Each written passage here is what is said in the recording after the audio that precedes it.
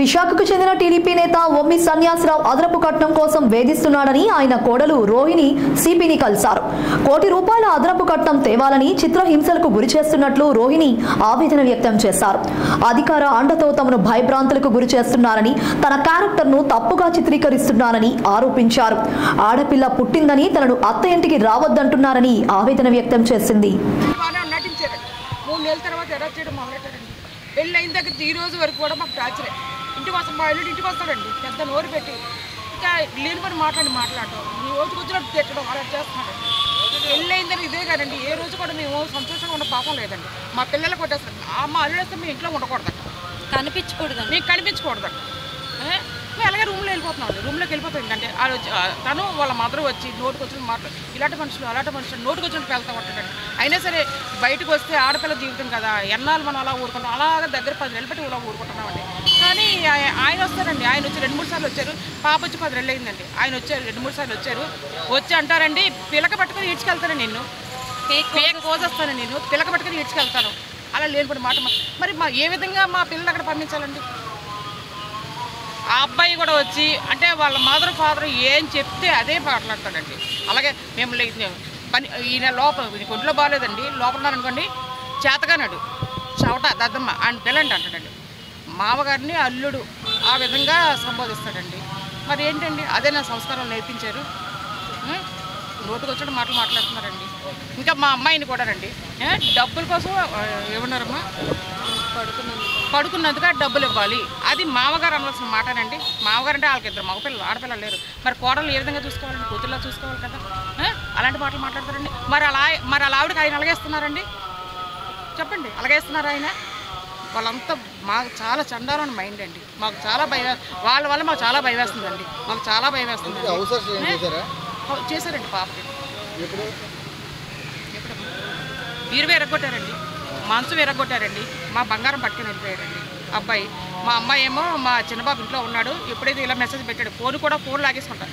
ఎప్పటికప్పుడు ఫోన్ చేయకూడదట, ఇంట్లో వాళ్ళతో పేరెంట్స్తో మాట్లాడకూడదట. అలాగే సరే మెసేజ్ పెట్టిన తమ్ముడు నాకు ఇలా జరుగుతుందంటే వాడేమో నాకు చెప్పిన తర్వాత అప్పటికే 20 ఎరగొట్టడం వాడు ఏం చేస్తుంటే బుక్ చేశాడండి, క్యాబ్ బుక్ చేస్తుండే వెంటనే వచ్చి అని బుక్ చేశాడు. చేసిన తర్వాత ఎవరితోనే వెళ్ళిపోతావు, ఎవడరా అసలు ఆ వర్డ్స్ వస్తూ ఉంటాయండి. అలాంటి మాటలు వస్తాయి నా నోట. తర్వాత కమిషనర్కి వచ్చారు కదా మీరు. అవునండి. ఇప్పుడు మీరు పాపకి ఏ విధంగా న్యాయం కోరారు అసలు? న్యాయం అంటే వాళ్ళిద్దరూ కలిసి ఉండాలండి, కలిసి ఉండాలి. వాళ్ళ తల్లిదండ్రి ఆ అబ్బాయి ఏంటంటే అది మంచిది కాదంటే మంచిది కాదు, నంది అంటే నంది, పంది అంటే పంది, ఆ టైప్లో ఆవిడకి బుర్ర ఆలోచన లేదండి. ఆలోచించే జ్ఞానం కూడా ఇవ్వట్లేదండి. వాళ్ళు ఓన్గా సొంతంగా ఆలోచించే జ్ఞానం కూడా ఇవ్వటం లేదు. వ్యక్తిగతంగా అంటే పర్వాలేదు కానీ ఆ అబ్బాయి అసలు ఈ ఆడపిల్ల పుట్టిన తర్వాత కూడా మాకు చాలా ఎరాక్ చేస్తారు. వాళ్ళ నాన్నగారు అమ్మగారు ఏం చెప్తే అదే. పుట్టిందని అంతకుముందు కట్టగానుకలండి, మేము ఇచ్చిన కట్టమంటే మా పాపకు కూడా సంబంధం లేదట. తర్వాత ఏంటంటే మేము పెట్టిన బంగారం మా పాపకి ముట్టుకోవడం కూడా అర్హత లేదట. అదట వాళ్ళ ఉమ్మల్లో పెట్టుకుంటారట. వాళ్ళ మేము పెట్టుకుంటే వాళ్ళ ఉమ్మల్లో పెట్టుకోవాల్సిన అవసరం వచ్చిందండి. మా అమ్మాయి దగ్గర ఉండాలి, అంతేగాని వాళ్ళ దగ్గర ఎందుకండి బంగారం? వాళ్ళిద్దరిని వేరే పెట్టాలి. తర్వాత రెస్పాన్సిబిలిటీ ఆయన వహించాలి. తల్లిదండ్రి మీ అమ్మాయికి వచ్చిన భయమేమి లేదు, చేయాలి. తర్వాత మా అమ్మాయిని అలాంటి మాటలు అన్నారు కనుక మేము ఇచ్చిన కట్టం మా అమ్మాయి పైన బ్యాంకులో వేయాలి. వాళ్ళది అడగట్లేదండి, వాళ్ళది అడగట్లేదు, మేము పెట్టింది అడుగుతున్నాం. అదే ఉమాదేవి అండి. వాళ్ళు ఏంటంటే అంటే మమ్మల్ని డౌన్ చేయడానికి లేనిపోయిన మాటలన్నీ మా చుట్టాలు గ్రిప్పులో పెట్టుకొని వాళ్ళ చుట్టూ కూడా అలా మాట్లాడుతూ ఉంటారండి. మా చుట్టాలు గ్రిప్పులో పెడితే వాళ్ళు చెప్తే మేము వింటామని ఎంతవరకు భరిస్తామండి? ఎంతవరకు భరిస్తాం చెప్పండి? అది కరెక్ట్ కాదండి. ఆయన ఏంటంటే మేమేమనుకున్న పెద్ద మనిషి, పేరున్న వ్యక్తి అని చెప్పేసి ఉద్యోగస్తులు ఇచ్చుకోవాలి. కానీ పేరున్న వ్యక్తి కదా, పిల్ల దగ్గరలో ఉంటుందన్న దీంతోనే మేము ఇచ్చామండి. కానీ అసలు ఏమీ కనిపించట్లేదండి అక్కడ. అదంటే డబ్బు ఉంటే ఉండొచ్చు, కానీ అస్సలు వాళ్ళకి మాట్లాడే విధానం కూడా లేదండి. మాకు ప్రొటెక్షన్ ఉండాలండి, ఉండాలి. ఇంటికి వచ్చి కూడా తిట్టడం, కోటడం అలాంటి ఏం చేస్తున్నారండి. ఇప్పుడు సడన్ గా ఇన్ఫర్మేషన్ లేకుండా మీడియా బయటకు వచ్చింది అనుకోండి, మా ఇంటికి మా ఇంటి వస్తాడండి, వస్తాడండి, వాళ్ళ నాన్న పంపిస్తాడు. చెప్పాం అతను ఏంటంటే కౌన్సిలింగ్ ఫస్ట్ కౌన్సిలింగ్ అవ్వనివ్వండి అని చెప్పేసి అన్నారు. ఆ తర్వాత చూద్దామని. మాకైతే చాలా భయం వేస్తుందండి. మామూలు టైం అప్పుడే అబ్బాయి వచ్చి మా మీద చేస్తూ ఉంటాడండి. మరి ఇప్పుడు ఈ విషయం బయటకు వచ్చింది అనుకోండి, కంపల్సరీగా వస్తాడు. సాయంత్రం రేపు వచ్చి కంపల్సరీ మా అందరికి ఇచ్చేస్తాడు. మాకు రక్షణ కల్పించాలండి. ఇప్పుడు మేము ఇన్నాళ్ళు బట్టి ఎందుకు ఊరుకున్నామంటే అదే సర్దుకుపోతుంది కదా అనుకున్నాం. కానీ ఇప్పుడు బయటకు వచ్చామంటే మాకు రక్షణ కల్పిస్తారనేసి ఇప్పుడు సీఎం, డిప్యూటీ సీఎం, తర్వాత ఇక్కడ నేను ఓమి సన్యాసరావు గారు మాజీ కార్పొరేటర్, యాదవ్ సంఘం ప్రెసిడెంట్ కూడా. వాళ్ళ పెద్ద అబ్బాయిని నేను పెళ్లి చేసుకోవడం జరిగింది 2021 అక్టోబర్ 25ని మ్యారేజ్ అనేది జరిగింది. 3 months బాగానే ఉన్నారు, కానీ ఆ తర్వాత నుంచి ఇంకా కట్నం వేధింపులు స్టార్ట్ చేశారు. మా అత్తగారు మా మామగారు వెళ్ళిన ప్రతిసారి బంగారాలు వేసుకుంటా, తర్వాత డబ్బు తీసుకుంటా అని చెప్పేసి. ఈవెన్ నేను మా పేరెంట్స్ 25,50,000 నన్ను పెట్టారు పెళ్లి సమయంలో. బంగారం ఆస్తులు కాకుండా క్యాష్ లోన్ పెట్టుకుని మరీ పెట్టారు. కాకపోతే అది తక్కువైపోయింది. బోర్డు ఎంత తెచ్చావు నువ్వు అని చెప్పేసి ఇంకా తీసుకురావాలని చెప్పేసి స్టార్ట్ చేశారు. పాప 2022 డిసెంబర్ 23 పుట్టింది. తను పుట్టిన తర్వాత ఇంకా హెరాస్మెంట్ అనేది ఎక్కువైపోయిందండి. ఇంకా వల్గర్ వర్డ్స్ అనేది యూజ్ చేయడం అన్నీ చేశారు. ఇంకా నేను తెచ్చుకున్న కట్నం అనేది నాకు తిండి పెట్టడానికి, ఇంటి రెంట్ పే చేయడానికి అని చెప్పేసి లెక్కలు వేశారండి. ఇలా లెక్కలు వేస్తున్నారు, చిన్నదానికి కూడా లెక్కలు వేస్తున్నారు. ఏంటంటే నేను స్టడీస్ అయిన వెంటనే నాకు జాబ్ ట్రై చేయలేదు. ఇమీడియట్గా నాకు మ్యారేజ్ అయిపోయిందండి. మ్యారేజ్ అయిన తర్వాత ఇంకా డైరెక్ట్గా ఇండిపెండెంట్ కాదు, డిపెండెంట్ కాబట్టి మినిమం పాకెట్ మనీకి కూడా ఇలా లెక్కలు వేస్తుంటే మినిమం పాకెట్ మనీ లేదని చెప్పేసి నేను అనుకున్నాను. కాకపోతే వాళ్ళు మా మామగారు నేను అడిగాను, ఇలా లెక్కలు వేస్తున్నారండి చిన్నదానికి కూడా అంటే అతను అన్నారు, నీకెందుకమ్మా పాకెట్ మనీ డబ్బును మా అబ్బాయి దగ్గర పడుకున్నందుక, మా అబ్బాయి దగ్గర సంసారం చేస్తున్నందుకు అని అడిగారు. డబ్బులు అడిగారు. ఇంకా ఏ మామగారిని అలా మాట్లాడతారండి? అలాంటి మామను ఏం చేయాలండి? సరే అని చెప్పేసి ఇంకా వాళ్ళు పెట్టే హెరాస్మెంట్, ఇంకా ఫేక్ రూమర్స్ అండి. అంటే క్యారెక్టర్ల మీద బ్యాక్ చేయడం. వాళ్ళు ఏంటంటే మేము ఏం చెప్పినా అందరూ నమ్ముతారు, మేమే పెద్ద ప్రూఫ్, అంటే ఎవరు చెప్పినా నమ్మేస్తారు అని చెప్పేసి వాళ్ళు బ్లైండ్గా వెళ్ళిపోతున్నారండి. ఆ అబ్బాయి కూడా ఇంకా మా నాన్న ఏం చేసినా, మా అమ్మ ఏం చేసినా సరే, వాళ్ళు ఏం చెప్పినా సరే నేను యాక్సెప్ట్ చేస్తాను, అదే నాకు కరెక్ట్ అని చెప్పేసి అంటారు. నేను అనుకున్నాను, ఆ అబ్బాయి అలా వాళ్ళ ఫాదర్ తిడుతున్నప్పుడు అతను వచ్చి నన్ను బెదిరించారండి. అంటే దీనికి ముందు ఒక ఇన్సిడెంట్ జరిగింది. నన్ను కొట్టి బంగారాలు లాక్కున్నారు. బీరో ఎరగొట్టి నన్ను కొట్టి బంగారాలనేది లాక్కున్నారు బలవంతంగా. నీ దగ్గర ఉండడం ఏంటి అని చెప్పేసి, మా అమ్మ చెప్పలేదా అని చెప్పేసి బూతులు వాడారండి. లంజ కూతురు అని చెప్పేసి అలాంటి వర్డ్స్ అనేది యూజ్ చేశారు. మామగారు యూజ్ చేశారు. అత్తగారు కూడా ఇంకా ఫేక్ రూమర్స్ అండి, క్యారెక్టర్ మీరు బజారు మనుషులు అలాంటివి వర్డ్స్ యూజ్ చేశారు.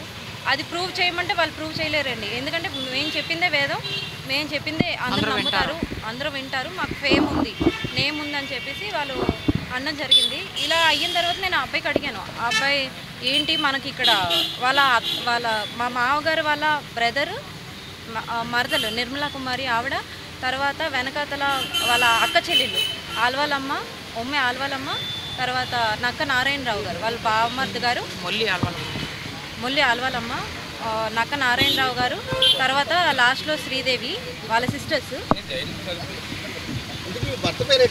కృష్ణకాంత్ అండి, ఒమ్మి కృష్ణకాంత్. అతను ఏంటంటే వాళ్ళ ఫాదర్ ఏం చెప్పినా ఒకటే, అంటే అదే నమ్ముతారు బ్లైండ్గా. మా నాన్న ఏం చేసినా కరెక్ట్, నేను అదే నమ్ముతాను. టీడీపీ అండి, టీడీపీ పార్టీ. ఒమ్మి సన్యాసరావు గారు. ఆయనే కోడలు అనవలసిన మాట్లాడండి. మా అబ్బాయి దగ్గర పడుకున్నాక డబ్బులు ఇవ్వాలి. డాడీకి ఐసీయూలో ఫస్ట్ టైం ఆగస్ట్ 20th వచ్చింది లాస్ట్ ఇయర్. ఐసీయూలో 10 days ఉన్నారు. తర్వాత ఫిబ్రవరి 20th ఈ ఇయరే వచ్చింది బ్రెయిన్ స్ట్రోక్ మళ్ళీని. ఉన్నప్పుడు కూడా మా అత్తగారు ఐసీయూలో ఉంటుండగా ఆవిడ వచ్చిండి, ఏదైనా ఉన్నప్పుడు ఆస్తులు ఇవ్వాలి కదండి. కమిషనర్ గారు కౌన్సిలింగ్ అన్నారండి. మాకంటే వాళ్ళకి కౌన్సిలింగ్ కంప్లైంట్ ఇచ్చాము. కంప్లైంట్ ఇవ్వలేదండి, ఎందుకంటే మా ఫాదర్కి హెల్త్ బాగాలేదు కదండి. సో వాళ్ళు ఏంటంటే మేము ఎక్కడికి వెళ్ళినా మేనేజ్ చేస్తామని చెప్పేసి వాళ్ళు అనడం జరిగింది. లేదండి, ఇదే ఫస్ట్ టైం. ఇది కౌన్సిలింగ్ ఇప్పుడు ఇస్తారు అని చెప్పేసి అన్నారు. కానీ వాళ్ళ అన్నం ఏంటంటే నువ్వేం పీక్కుంటావు పీక్కు, ఇప్పుడు దాకా ఫ్యామిలీస్లో పెట్టామండి. వాళ్ళు ఏంటంటే ఇప్పుడు దాకా వెళ్ళావు, ఏమైనా పీక్కగలిగారా, ఆస్తులు ఇచ్చేయాలి, అది నీకు కూడా సంబంధం లేదు. మీ ప్రైవసీ కూడా డిస్టర్బ్ చేయలేదు. ప్రైవసీ కూడా డిస్టర్బ్ ఏంటంటే ఆవిడ మా ఇల్లు మా ఇష్టం అని చెప్పేసి నైట్ టైం రూమ్ చుట్టూ తిరుగుతూ ఉంటారు వాళ్ళ పేరెంట్స్. ఇదేంటి అని చెప్పేసి ఆయన ఏంటంటే ఫస్ట్ కౌన్సిలింగ్ కాదు కానీ మా ఇంటికి వచ్చి అటాక్ చేస్తారేమో అని భయంగా ఉందండి, అందుకే వచ్చాం. అంటే మా బ్రదర్ని వాళ్ళ మదర్ వచ్చి అంటే డ్యాన్స్ వేస్తూ ఆవిడ తిట్టిందనమాట, నేను ఎలా అయినా కొట్టిస్తాను నేను అని చెప్పేసి ఆవిడ అనడం జరిగింది. తర్వాత మీ ఫాదర్కి ఎలాగో ఒంట్లో బాగాలేదు, చూసుకో, ముందు జాగ్రత్తగా చూసుకో.